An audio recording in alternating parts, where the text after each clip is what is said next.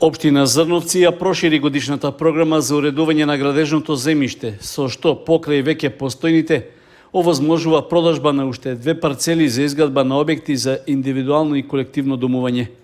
Согласност за проширувањето даде Советот на општината на 28-та седница. При тоа беше нагласено дека се работи за парцели со поголема површина, односно едната од над 2200 квадратни метри со намена за изградба на дом за стари лица, а другата со нешто повеќе од 1000 квадратни метри за индивидуално домување. Во образложението за неопходноста од проширување на годишната програма, градоначалникот на Зрновци Борчо Коцев нагласи дека се работи за наменско искористување на земјиштето и создавање услови што ќе влијаат на економскиот развој на локалната заедница. Во самата програма која што имаме донесено за уредување на градежно земјиште на подрачје на општина Зрновци за 2023 година е вметнано. Во зависност од финансиската можност, оваа програма може да се дополни со активности кои ќе се преземат во текот на 2023 година, во моментот не се предвидени. Тука се предвидени плацевите градежните парцели што се направи парцелација, нели, Дарсокак и Средорек, парцела 5728/14, зона за мало стопанство 5584/10, значи овде да се дополни програмата со споменатите катастарски парцели, за да може општината да врши продажба на истите. Целата постапка што се води за парцелација и уредување за градежни парцели е при крај. Мислам дека во текот на наредната недела општината ќе изврши јавна објава за продажба на тие парцели, а и овие двете парцели се спремани, така да ова е само некоја формалност за да можеме да постапиме по тоа.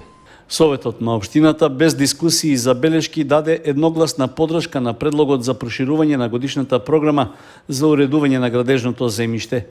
Со постапката за парцелација што беше направена претходно, опфатена е вкупна површина од 22,26 хектари.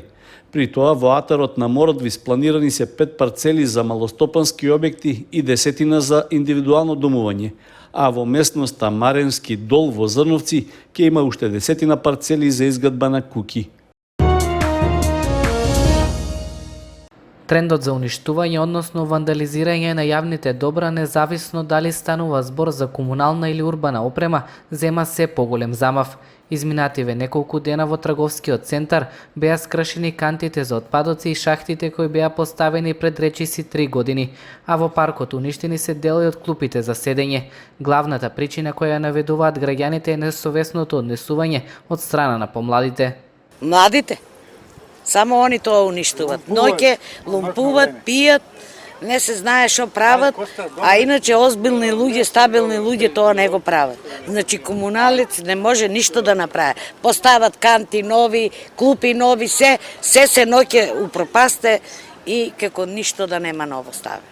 Тоа е се од младежите, што немат работа, нема што да прават, без парица народот заминуваат и нема што да прават, удрат на клупите, на кантите, се да уништуваат. Сите треба да го пазиме тоа што е направено, а тоа што е направено да не се крши, да не се уништува.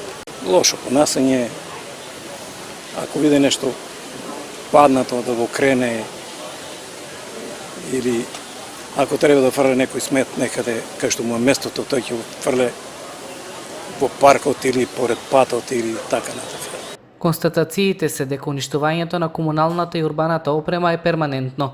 Јавниот апел е подигање на свеста кај граѓаните за зачувување на јавните добра, како и надлежните да превземат конкретни активности што ќе придонесат за подобрување на актуелната состојба во градот.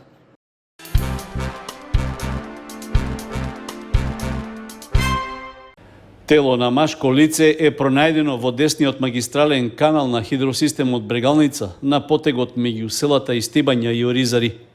По добиеното известување, вработените во водостопанската подружница од Кочани го запреа дотокот на вода од браната Калиманци, за да може телото на удавениот да се извлече од каналот. Според непотврдени информации се работи за 29 годишно машко лице од селото Истибања. На местото на настанот присутни беа стручни екипи од полицијата и од основното јавно обвинителство од Кочани, кои по направениот увид треба да го потврдат идентитетот на настраданиот. Општинскиот комитет на ВМРО ДПМН од Кочани испрати писмена реакција до јавноста во врска со поднесената кривична пријава против градоначалникот Љупчо Папазов. Општинскиот комитет на ВМРО ДПМН Кочани дава целосна и безрезервна поддршка на градоначалникот Љупчо Папазов и директорот Спирко Златков во политичката хајка која се води против нив од страна на инсталациите на Оливер Спасовски. Освен медиумската прашина не видовме никаква правна основа за наводните обвиненија. Затоа прашуваме и го повикуваме министерот Оливер Спасовски дали внуката вработена во средното општинско училиште Гошо Викентиев, заедно со сменетиот началник Александар Максимов и неговата сопруга актуелна советничка Ивана Максимова го штитат нејзиниот криминал и со ова се обидуваат да создадат уште еден дефокус на вистината. Пред известно време полициска единица координирана од тогашниот началник незаконски направи упад во просториите на училиштето. Дали неговата внука незаконски и без знаење на директорот издала документи од архивата. Зошто овој настан до ден денес не е евидентиран во официјалниот полициски билтен. Овој настан остана мистерија и не се знае каде се и во кои раце завршија овие документи. Од тој момент започнува политичката хајка против директорот, а еве сега и против градоначалникот. После неколку дена е поднесена пријава против директорот со цел горно наведениот началник да си ја заштити неговата внука. Исто така во месец април основното јавно обвинителство ја отворила пријавата зашто пријавеното дело не е кривично дело за кое се гони по службена должност. Директорот на средното училиште во месец февруари открива финансиски малверзации од страна на внуката на тогашниот началник Александар Максимов, која е вработена во истото училиште, истото го пријавува во СВР Штип. Дури после 5 месеци почнува да се отплеткува клопчето наречено фамилиарен криминален триаголник. За жал, овој случај се уште не е разрешен, а ние го повикуваме министерот Оливер Спасовски случајот да биде решен и затворен. Ова е вистината за наменските пријави и секојдневните релативизации на власта со кои добро разработената шема на СДС ја замајуваат јавноста за да го заштитат нивниот криминал. Се вели во писмената реакција од Општинскиот комитет на ВМРО ДПМН од Кочани.